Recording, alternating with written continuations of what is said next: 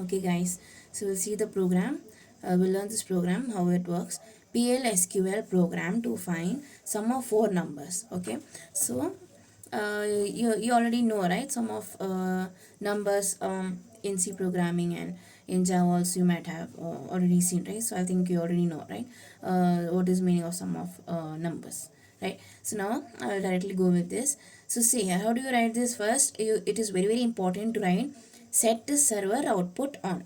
Okay, so this set server output on statement, why do you write this? It is to get the result, and so that result would be displayed into the screen. Okay, otherwise your result will not be displayed on the screen. Okay, so for that purpose, in order to display your result on the screen on the monitor, it is very important that you write this statement. Okay, set server output on. Okay, otherwise your result, whatever result you get, it will not be displayed on the screen. Okay, so that is why we are writing set the server output on. Okay, got my point? So the set server, this server output has to be one word. Okay, no, there's no space in between. Most of you people do this mistake, so so you have to be very careful in writing these things. Okay, set the server output on. Okay, okay, and then what do we have here? Declare. We are using declare keyword. Declare whatever, like for sum of four numbers. Okay, if you're taking example of sum of four numbers here, right? So now for four numbers, to print the value of four numbers, we need four variables, and to print the result we need one more variable, that is sum. Okay, you can write s or you can also write sum, right? So variable names you can give anything, right? So here I have given n1, n2, n3, n4, and for to print the value of sum, here I have given s. Okay, so now declare section already I have explained, right? So then PLSQL, in that structure there is three sections, that is declare section, begins executable section. This is okay. Executable section starts from begin keyword and with end keyword along with semicolon. Okay, so please remember this properly. Okay, so declaration section, this is the declaration section, and then this is the executable section, and one more third section is exception handling. Exception handling will be written in between this executable section. Okay, which is in between begin and end. Okay, yeah, so I hope you understood now. So now see here in the declaration part, now coming to this part. So n1, this is the variable. Okay, this is a variable and this is the data type. Okay, so please remember this. In C language, how same way how we used to write, no, how we used to declare a variable. First we used to write in C language and other programming languages. How we used to declare the variables. First we used to write data type. First we used to write data type. Okay, and then followed by this we used to write variable number, variable name, right? Yeah, variable name, followed by this is semicolon, right? Same way here also we are declaring, but only difference is we are writing in reverse. Okay, that is first we write variable name, and then followed by that we are writing data type. Okay, so here so this is a variable, this is how you declare a variable along with the data type. Okay, so please remember this. In PLSQL, this is how you declare variables. Okay, and other things. So n1 is a variable name. Here I am doing, you can give any name, any variable name you can give. Okay, and here is the data type. Okay, data type is number. Here number of, in bracket 3, this is the size and specify. Okay, so I hope you already know, right, why we specify this size here, right? That is, suppose when the user is giving input, right, input for, suppose for n1, right, it should be like within 3 digits. Okay, like suppose if I'm giving 1 the 11. Okay, so so this is like within the limit, right, within 3. But if I'm writing like 1 1 triple 1 1, if I'm writing, it is exceeding this, size.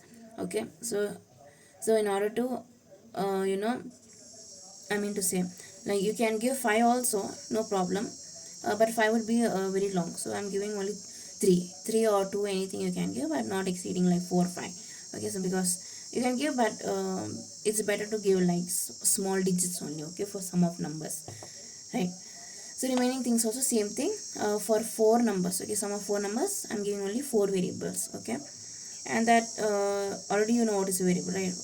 So it will store some value, right? So that is what we are doing. In order to input the numbers, we to store those numbers, we are declaring the variables here. Okay, n1 followed by the data type, n2 data type, n3 data type, n4 data type. Okay, number of 3, same size I'm given for all of these variables.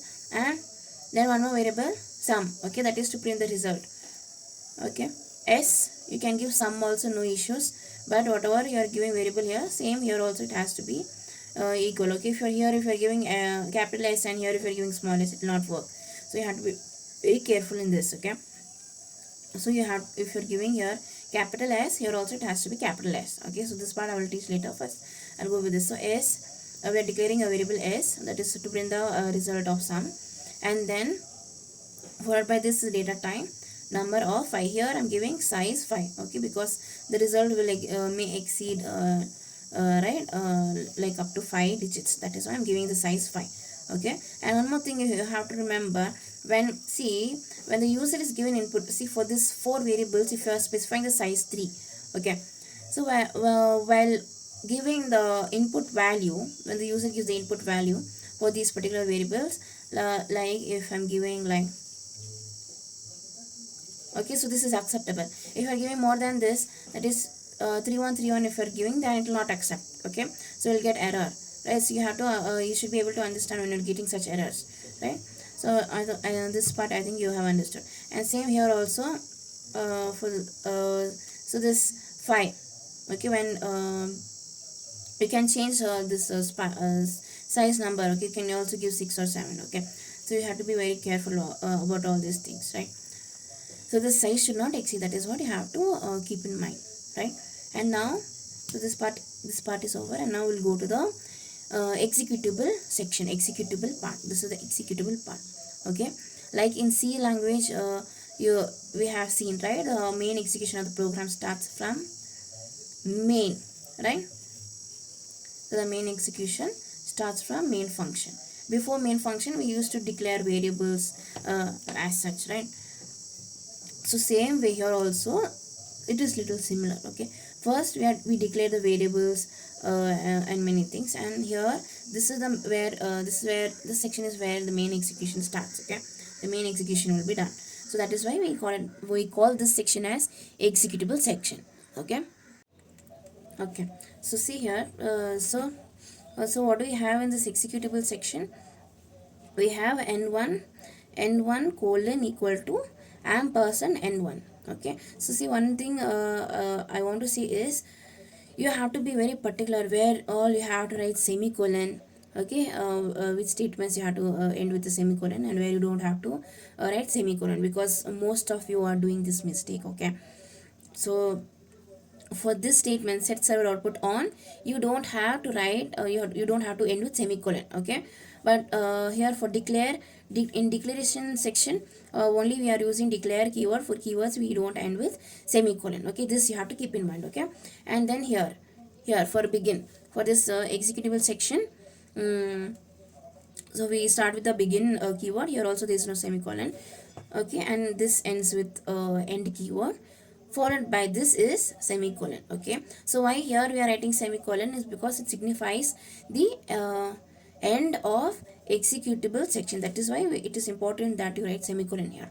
Okay, now see first, so n1 colon equal to ampersand n1 semicolon. Okay, so already you know, right, for these statements, so it is compulsory that you have to end with semicolon. So n1 colon equal to ampersand n1. Ampersand n1, why we are writing here ampersand n1? Because ampersand, you already know in C language also you have studied, right? So for taking the input values, we use ampersand n1. So whatever the value the user will give the value in place of this, that value will be stored in n1. Okay, n1. And see, this is very very important. Most of you people are still doing this mistake here. Okay, so this is the assignment operator in PLSQL. This is how we write. In PLSQL, the assignment operator is colon equal to. Okay, please keep this in mind. Colon equal to is the assignment operator we use in PLSQL. Okay, so little bit difference in between C language and PLSQL. Okay, so here n1 colon equal to ampersand n1, the user, whatever the user gives input, that value will be stored in n1. Same for these things also. Ampersand n2, that is the second digit, okay, the second value that will be given by the user, that will be stored in, that will be assigned to n2. Okay, assignment operator is colon equal to, please keep this in mind. You have to write this, you have to be very careful, okay, very carefully you have to understand, and then execute the program. And now for n4, same thing here also, for n3 and n4, same thing. And now here we are having um, here we are having like one formula we are having here. S colon equal to n1 plus n2 plus n3 plus n4. Okay, so here see, for while declaring the sum uh, along the data type, okay, colon equal to, we have assigned 0 initially. We are assigned 0. Why? Because we have to keep on adding the digits, the numbers, okay, to find out, in order to find out the sum of numbers. So we have assigned, initially we have assigned 0 here. Okay, so please keep this in mind, why we are writing 0 here. Okay, so here so coming back to this, s colon equal to n1 plus n2 plus n3 plus n4. Whatever values been stored here, n1, n2, n3, n4, those values will be substituted here. Okay, and the numbers will be added, and that result, this result will be stored in sum s, that is the result will be stored in this variable sum.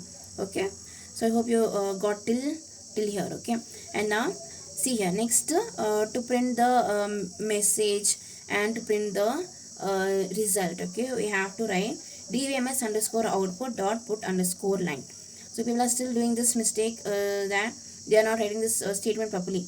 dbms underscore, see here I have written capital, you can write small letter also, it will not make any difference. Okay, because PLSQL is not um, case sensitive. Okay, so please keep this in mind. Okay, it is not case sensitive, right? So if you're writing here capital or small, it doesn't matter, right? So here if you're writing like this way also, it will not make any difference. Okay, keep this in mind. So capital D or small d, dbms underscore output dot put underscore line of sum of, so this message whatever we are printing now, so that has to be written within single quotes, not double quotes. Please keep this in mind. Some people are doing this mistake also here. Okay, it is single quotes, not double quotes. So the message has to be written within single quotes. Please keep this in mind, single quotes. Sum of four numbers is colon. Okay, and after that we have to print the result also, the value that is stored in s, that is this result whatever is stored in s, that value will be stored in s. Okay, so in order to print that value, we are writing here. For that we have to write concatenation operator. Okay, that is the double bar, right? So double bar, this concatenation operator is used for combining two or more expressions. Okay, so please keep this in mind for whatever they will ask this. They will ask why we use this concatenation operator. Okay, so the value which is stored in sum, that will be that has to be printed. Okay, and semicolon. Right here you have to compulsorily write semicolon, and then end. Already I have said end semicolon. And then why we use this slash here is this forward slash, not backslash, this is forward slash. Okay, so people are I've seen some people doing this mistake also here. They are writing backslash, they are not writing this forward slash. So it is forward slash. Why we are using? After you have written the program, okay, in the system, and then you have to run the program, right? Obviously, so in order to run the program, you have to execute the program, you have to use this slash, forward slash. Okay, for this purpose only we have to use this in order to run the program. It's not like you're writing the program from here, and then if you're writing end and semicolon, it is done. No, obviously you have to run the program, right? You have to display the result, right?